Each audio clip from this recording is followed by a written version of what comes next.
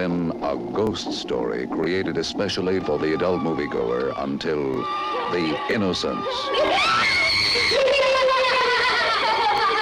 As we enter the 1960s, filmmakers would play around with the concept of ghosts through its lore and history from around the world, starting with La Llorona, or better known in English as The Crying Woman, a 1960 Mexican film directed by René Cardona, based on the tale of La Llorona. It tells a tale of a family that is cursed by the evil spirit of Luisa, this story's weeping woman. The movie was filmed in location in Mexico. The film made use of the Spanish urban legend of a deadly female spirit who cries alone at night until spotted by an unsuspecting victim. This is also the spiritual remake of the original film of the same name from 1933. We then move on to another cult film to get the treatment of It's So Bad It's Good with The Tormented, a 1960 horror movie directed and produced by Burl I. Gordon for Allied Artists Pictures Corporation and starring Richard Carlson. The film was featured in the 4th season of Mystery Science Theater 3000. The following year, we would get the sequel to The Crying Woman with The Curse of the Crying Woman.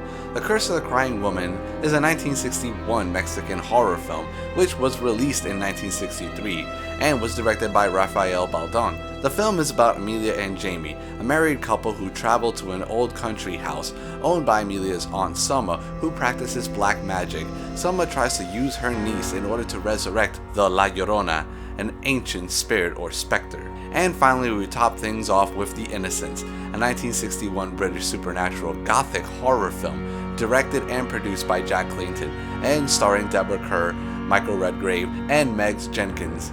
Based on the novella The Turn of the Screw by Henry James, the plot follows a governess who watches over 2 children and comes to fear that the house is haunted by ghosts and that the 2 children are being possessed. The title of the film was taken from William Archibald's stage adaptation of James's novella. Falling within the subgenre of psychological horror, the film achieves its effects through lighting, music, and direction rather than conventional shocks.